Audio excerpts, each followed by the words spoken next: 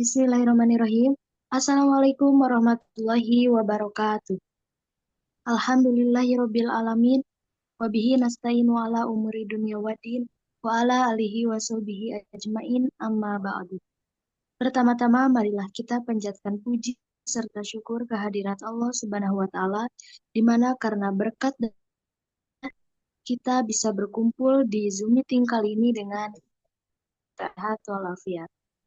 Sholawat serta salam semoga tercurah limpahkan kepada Nabi junjungan kita, yakni Kanjeng Nabi Muhammad Shallallahu Alaihi Wasallam.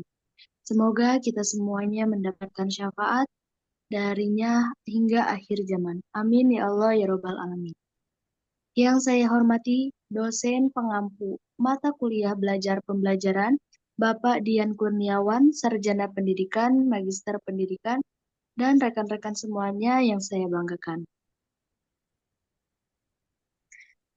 Tanpa berlama-lama lagi, kita langsung masuk saja kepada topik pembahasan kali ini, yaitu mengenai prinsip belajar dan aplikasinya dalam pembelajaran.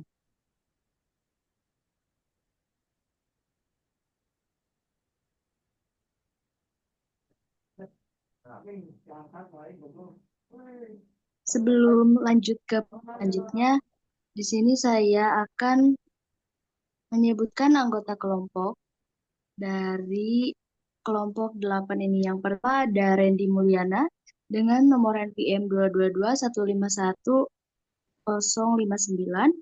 Ada saya sendiri, Fadila Putri 222-151-148. Dan yang terakhir ada Indah dengan nomor pokok mahasiswa 222-151-7.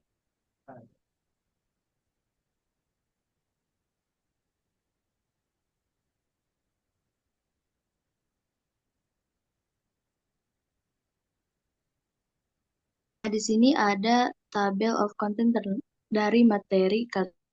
Pertama ada prinsip belajar terkait proses pembelajaran, lalu yang kedua ada pengulangan belajar, yang ketiga ada umpan balik dan penguatan belajar, dan terakhir ada implikasi belajar.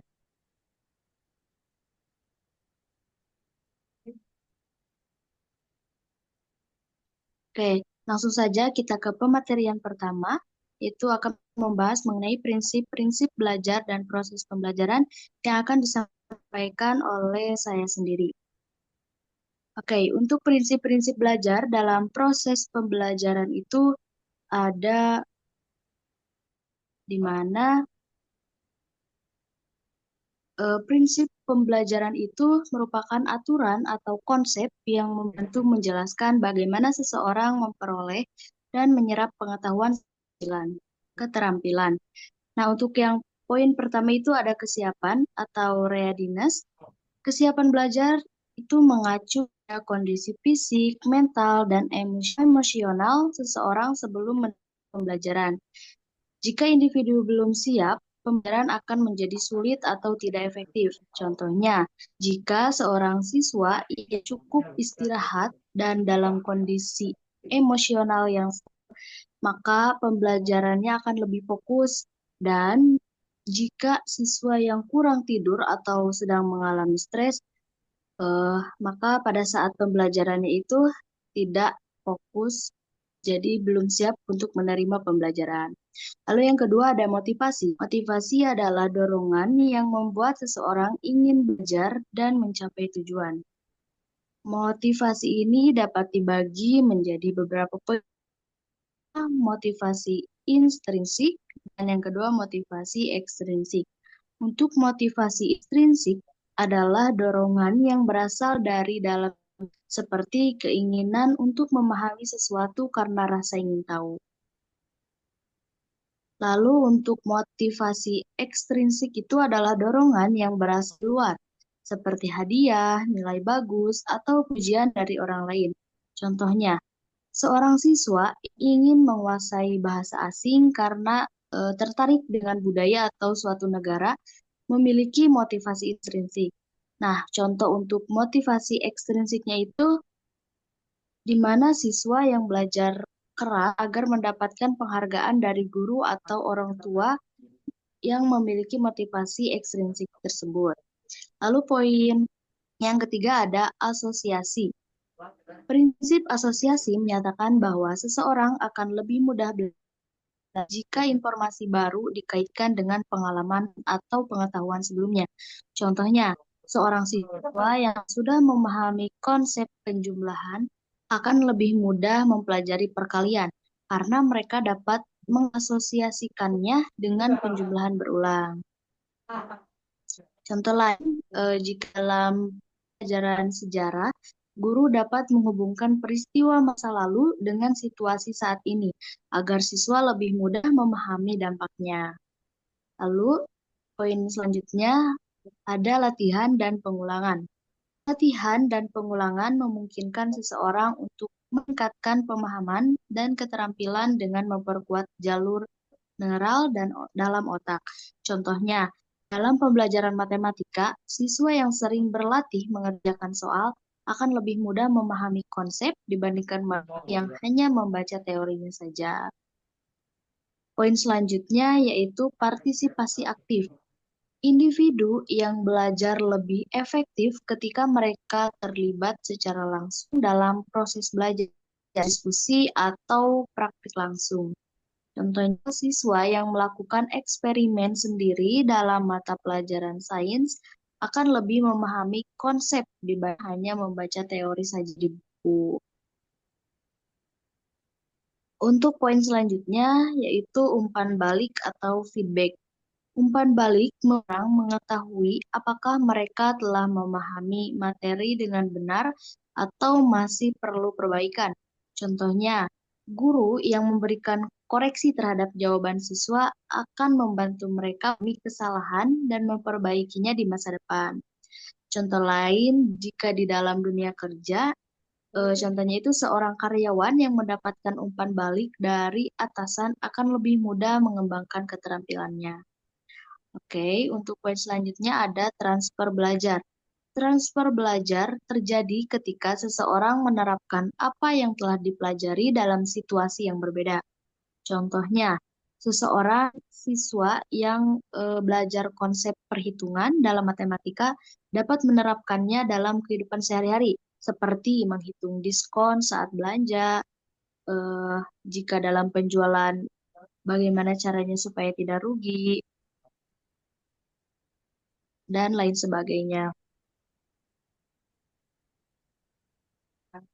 Next.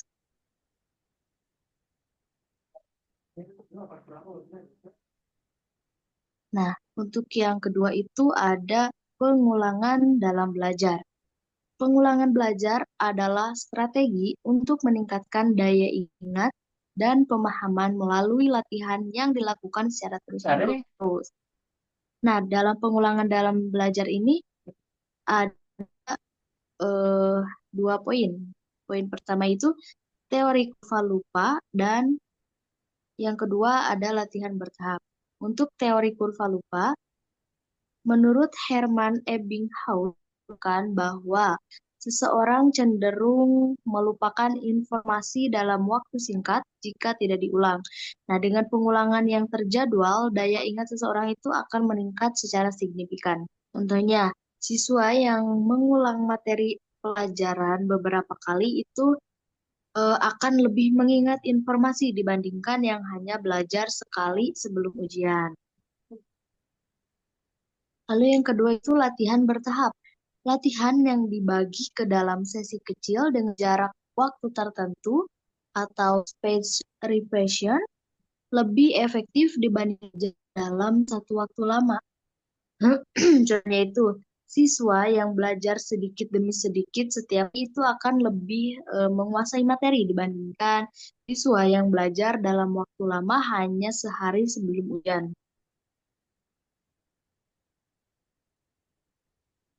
Mungkin cukup sekian yang dari saya. Mohon jika mana ada kurang, mohon maaf. Untuk selanjutnya, pematerian yang kedua yang akan disampaikan oleh saudara saya, Inu Hikmat Nugraha, kepadanya saya persilahkan. Baik, terima kasih atas waktunya. Di sini saya akan menjelaskan terkait umpan balik penguatan dalam belajar.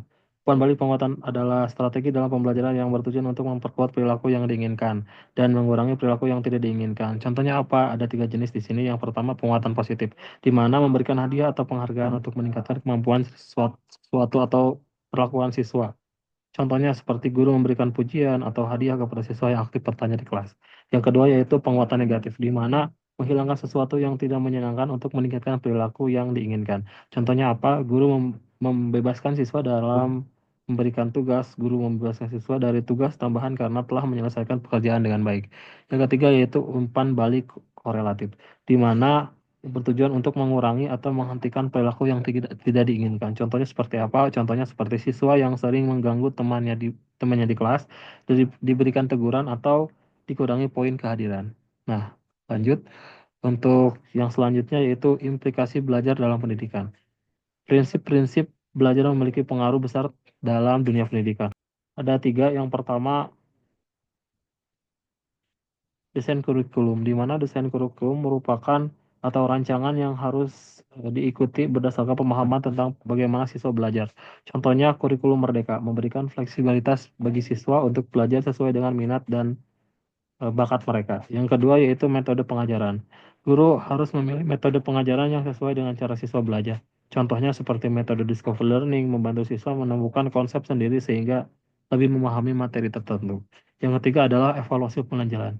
Evaluasi harus mencerminkan pemahaman dan perkembangan siswa. Contohnya seperti selain ujian tertulis, guru juga bisa menggunakan proyek atau asesmen berbasis portofolio. Nah, untuk materi selanjutnya adalah implikasi dalam kehidupan sehari-hari. Di sini juga ada tiga prinsip belajar yang tidak hanya berlaku di sekolah, akan tetapi berlaku juga di kehidupan sehari-hari. Contohnya seperti apa? Yang pertama, penerapan dalam dunia kerja, di mana pembelajaran terus berlangsung dalam dunia kerja, baik dalam bentuk pelatihan maupun pengalaman langsung. Contohnya seperti karyawan yang diberikan umpan balik atau umpan baik positif akan lebih termotivasi untuk meningkatkan kinerjanya. Yang kedua, pengembangan diri. Seorang dapat menggunakan prinsip belajar untuk meningkatkan keterampilan dalam pengetahuannya. Contohnya seperti seseorang yang ingin meningkatkan keterampilan public speaking akan lebih percaya diri jika seiring berjalannya waktu berlatih dan menerima kritik akan memperbaiki public speaking orang tersebut. Yang ketiga yaitu pendidikan seumur hidup, di mana belajar tidak berhenti setelah lulus sekolah, tetapi harus terus berlanjut sepanjang hayat. Contohnya seperti orang tua yang belajar tentang parenting atau mendidik anak mereka dengan lebih baik. Mungkin sekian dari saya kembalikan ke moderator. Oke, terima kasih kepada Inu Hikmat Nugraha atas pemaparan materinya. Oke, di sini kita sudah sampai di sesi terakhir. Nah, sebelum akhiri, di sini izinkan saya untuk membacakan kesimpulan terlebih dahulu. Kesimpulannya itu adalah prinsip-prinsip belajar itu sangat penting dalam bentuk strategi pembelajaran yang efektif. Pengulangan memperkuat ingatan, umpan balik meningkatkan pemahaman, dan implikasi belajar mencerminkan pentingnya penerapan teori belajar dalam kehidupan nyata. Dengan memahami dan menerapkan prinsip-prinsip ini, proses pembelajaran dapat menjadi lebih efisien dan bermanfaat individu di berbagai bidang. Nah, mungkin sekian pemaparan materi kelompok kami. Mohon maaf apabila ada salah kata. Wabillahi taufiq wal hidayah. Wassalamualaikum warahmatullahi wabarakatuh.